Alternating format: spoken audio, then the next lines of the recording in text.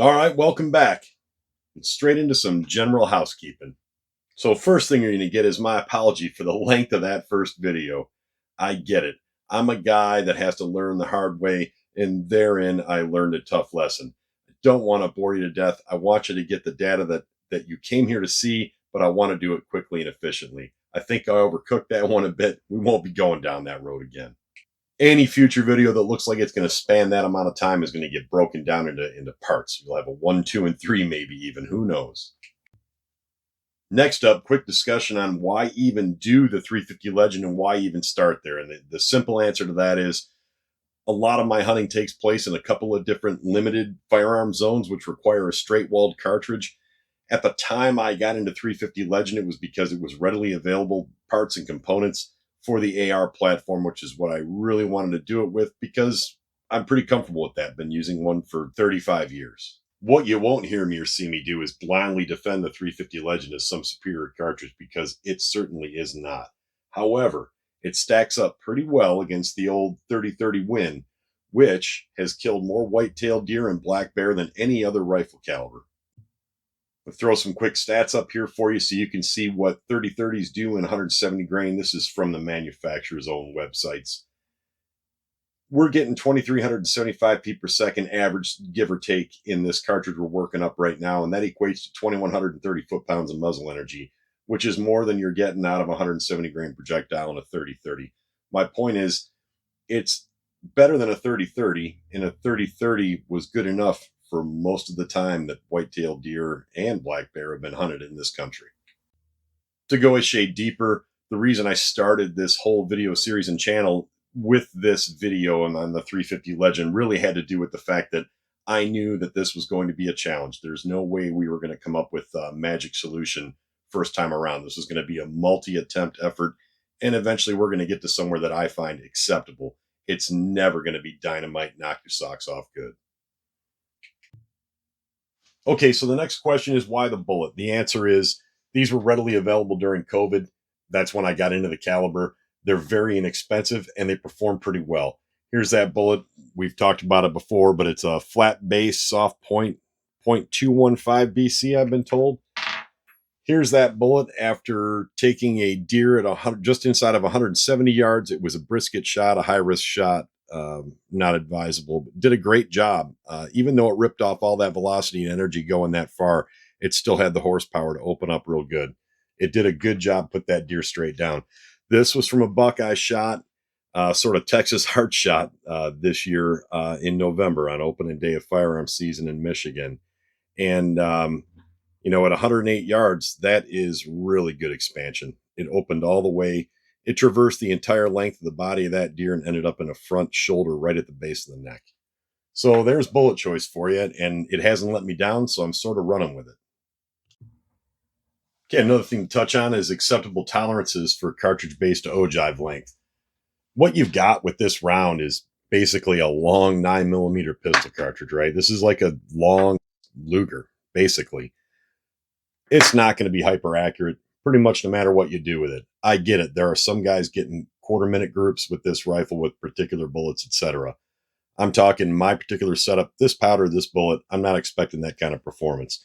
Try to cut down some of the variation by checking my cartridge-based ogive length.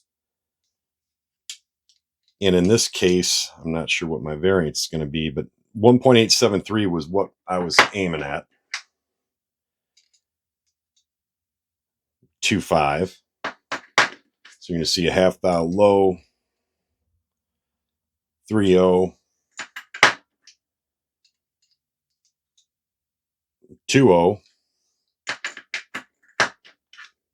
So suffice it to say, I'm good here within 2000s overall. If I can get within 2000s top to bottom on all those rounds, I'm pretty happy. Would I be happy with that if it was 338 Lapua or a 6.5 Creedmoor or some competition rifle that I intended to shoot the tightest groups of the day with? No, I'd be looking at 1,000 as my absolute limit. But here, we're just about double that. Like I said, it's a long pistol casing. Another brief topic to touch on is why am I not knocking the bullseye out of the target when I'm shooting it?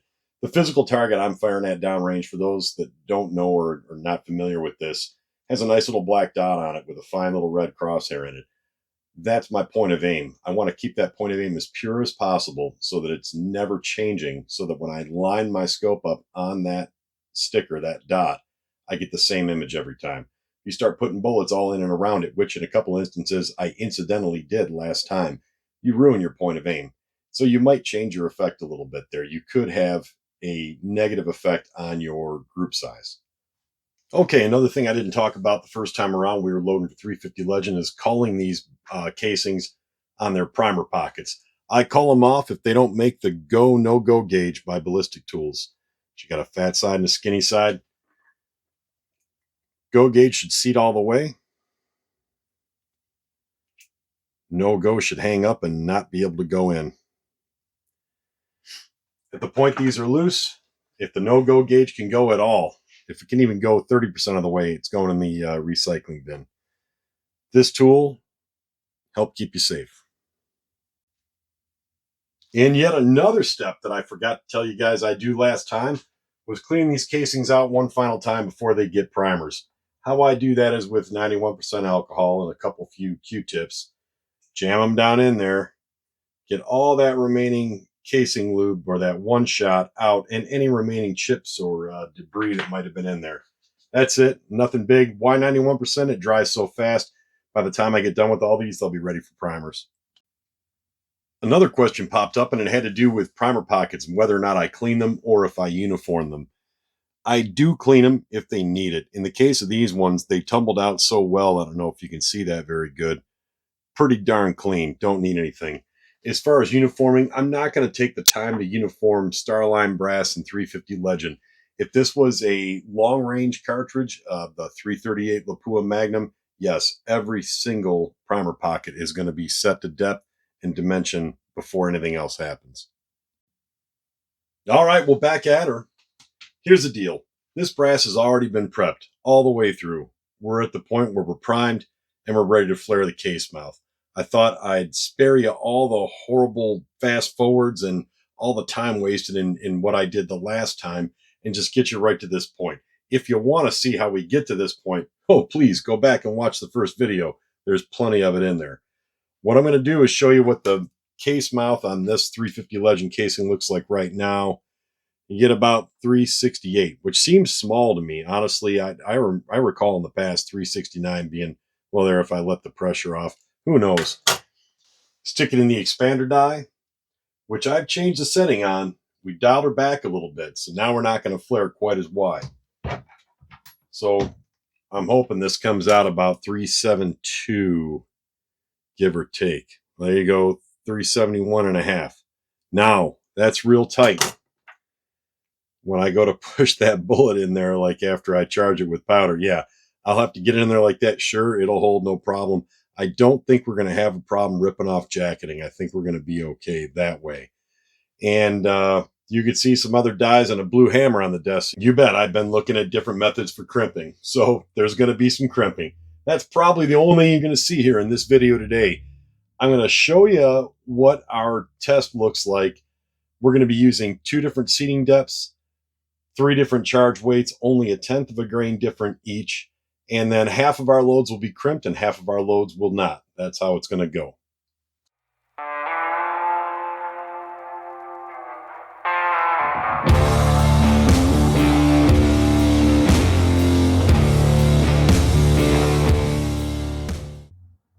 Okay, so fast forwarded quite a bit. Got you past throwing powder and charging the casings and seating. All these rounds are seated. And you can see the blue hammer of broken dreams. Not going to be using her. The ones that are standing on their nose right now in the loading block, those are our rounds we're going to crimp. And that's why I separated them out that way so I couldn't make a mistake. The other 30 you see in the box there ready to go to the range are indeed ready to fly. Those are 3 different charge weights, 2 different seating depths. You're going to see the data in a second here. What we're going to crimp with today is this Lee factory crimp die for a 9mm Luger, which, ladies and gents, I know she ain't the right tool for the job. Bottom line is, I didn't have another one. I'm not going to buy one for a single experiment. I was able to line this one up and get it to work to the point where we get 1/1000th of taper crimp for the first 1/1000th of an inch of that cartridge. So that's it. We're imparting the smallest taper or crimp that I could possibly put on this casing, and that's all. Quick discussion on the two types of crimps and what we're going to be using here. In this illustration, you see a taper crimp on the left and a roll crimp on the right. We're going to be utilizing taper crimp. A roll crimp actually rolls the mouth of the case down into the projectile. I am not a big fan. I'm not a big fan of crimping in general, but that is horrible. You see it utilized in handgun cartridges like you're seeing here with a soft lead bullet. It works out real well for that purpose. You're not going to see that on a rifle casing. Here you see a tapered crimp on what looks like a pair of 223s with a cantilevered bullet, sort of designed for that. I still don't crimp my 5.56, but that's a whole nother chapter. The RCBS seating die that we utilize to seat these bullets has a crimping capability. However, it is a roll crimp, and so I do not use it. I should take the time to mention that in the last video, I mentioned that I may go ahead and cycle a few rounds and then see if any of them ever moved. And so what I did was I fired 5 rounds and hand ejected the round behind each of those each time. And what I had was 3 rounds that measured exactly the same after coming off the mag and going into battery. The third, I had 1/2 a thousandth, so 5/10,000ths shorter. And then the last one, I had 1.5 thousandths longer. So I'm not sure what you say about that. Sort of mixed result. 1/2 a thousandth, 5/10,000ths, not a lot to measure. So perhaps you could say I had 4 that didn't move and 1 that did. I just want to put a crimp on 1 or 2 of these and then can show you what the measurement looks like. Well, we can go before and after here real quick. So just under the mouth, we've got 375. If we hold it halfway over the mouth, you got 375. So you got 375 the whole way. Then we're going to run it up into our crimp die. You can maybe see that on there. I'm not sure how well. Let's try to get you a look at it. You can see a little polish right at the mouth of the case. Go ahead and do that same measurement down here below the mouth of the case.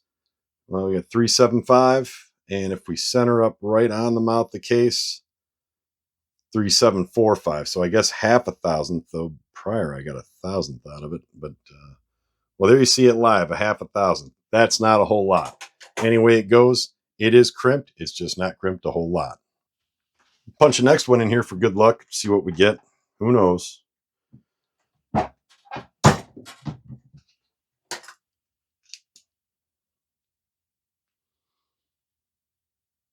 There's under the mouth.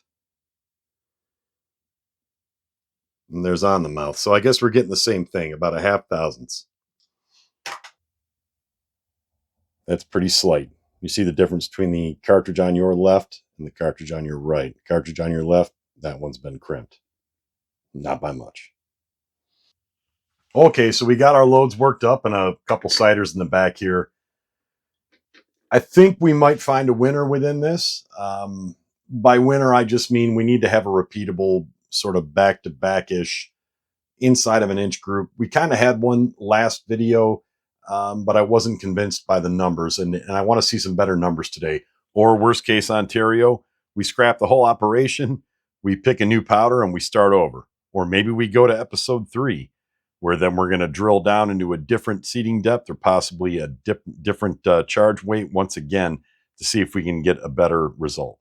Yeah, that's wrapped up, ladies and gentlemen. Let's get to the range, make these things fly, show us a little love. Better luck this time. Well, I made it to the range, but a couple things to go over.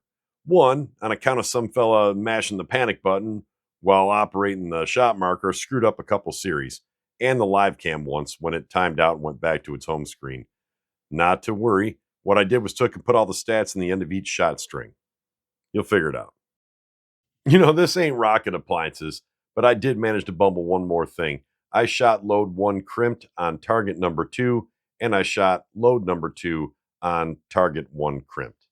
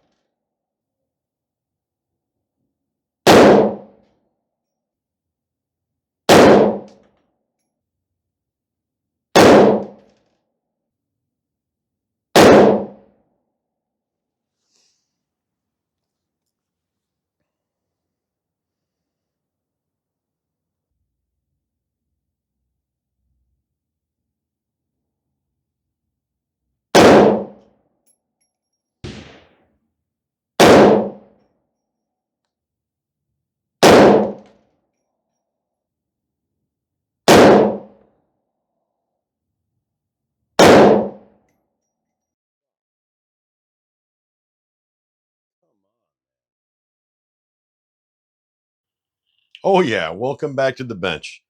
You can see what's about to jump off over here. Not my favorite time of the day. It's got to be done. We had some results today, had some favorable results. I'm a big fan of load number 5, non-crimped. Um, it didn't really have as much to do with that group size as does to do with the clover leaf that it shot. I'm a big fan.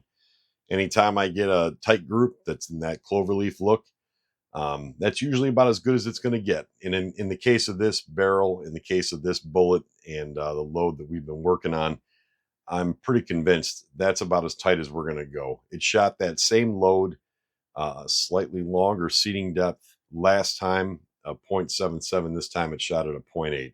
Pretty happy with that. I'm going to settle on that one. That's going to be the hunting load. We did get a lot more velocity out of this load than I thought we were getting. The lab radar had sort of misled us, had us around 2375, and turns out we're more like 2450, or 2440, 2430. I'm going to look that up. We had 3 groups today go under an inch, 1 in the seating depth that we had used prior, and 2 in the new shorter seating depth. If I was going to continue to experiment, which I don't think I'm going to, but if I did, I'd be going shorter yet and see if there are any gains there. And then following up to this, you're going to see a whole bunch of statistical data here shortly. Might be boring, but there's an interesting sort of bend to it. All right, everybody's favorite statistics. Looking at group size by seating depth, you see the info presented here. What I'll say is, regardless of these seating depths, look at the bottom 2 lines. All of the non-crimped cartridges put together averaged 1.185 inch groups. All of the crimped cartridges put together averaged 1.493 inch groups. Which would you choose? This makes it really easy for me not to get in the habit of crimping. All right, here's some more useless knowledge on velocities. Non-crimped cartridges average 2446 feet a second, where crimped cartridges average 10 feet a second less at 2436. But they had the same SDs and ESs. Just crazy. By seating depth, the longer seating depth was faster than the shorter one by 10 feet a second. Not miraculous. It's not going to change anything for me. I'm going with the shorter seating depth because that's where I shot the group that I like the best. Well, thanks for coming by, everybody. We may circle back to the 350 Legend at some point, but for now, we're going to go on to a different caliber. I haven't really decided yet, so if you've got any recommendations or suggestions, leave them in the comments. Thanks for watching. Hope to see you again. Take care. Shoot straight.